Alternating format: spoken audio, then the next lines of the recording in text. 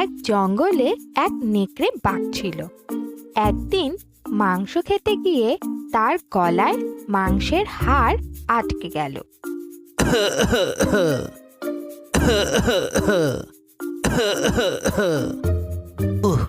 গলায় হাড্ডি ফেসে গেল রে, এখন কি করি?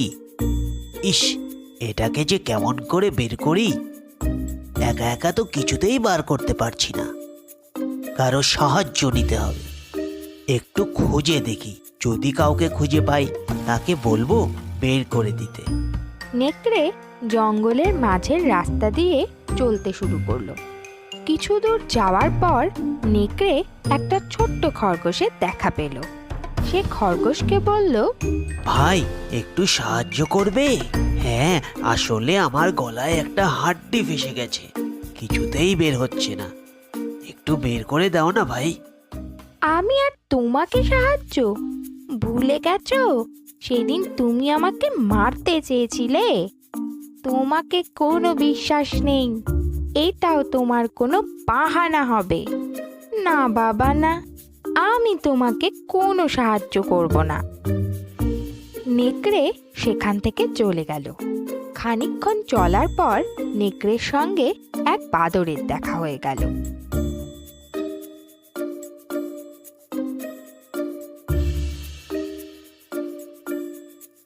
ও বাদর ভাই, তোমার একটু সাহায্য প্রয়োজন। তুমি তো আমার পুরনো বন্ধু। বন্ধু, আমার গলায় একটা হাড্ডি ফেসে গেছে, ভীষণ ব্যথা করছে। তোমার তো লম্বা হাত, একটু বের করে দাও না ভাই। খাওয়ার সময় যত ঝামেলা, দেখতে পাচ্ছ না কলা খাচ্ছি? এখন আর বিরক্ত করো না, যাও তো বাপু এখান থেকে।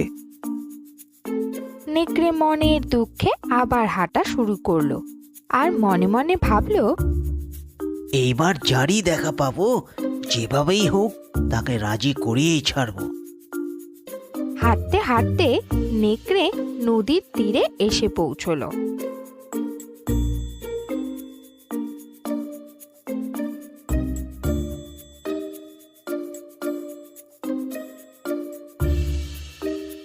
সেখানে একটি বক মাছ ধরছিল। তার লম্বা ঠোঁট দেখে নেকড়ে ভীষণ খুশি হয়ে গেল। আরে, এতক্ষণে আসল লোকের দেখা পেয়েছি। বকের তো বিশাল লম্বা ঠোঁট, এ খুব সহজেই আমার গলা থেকে হাড্ডি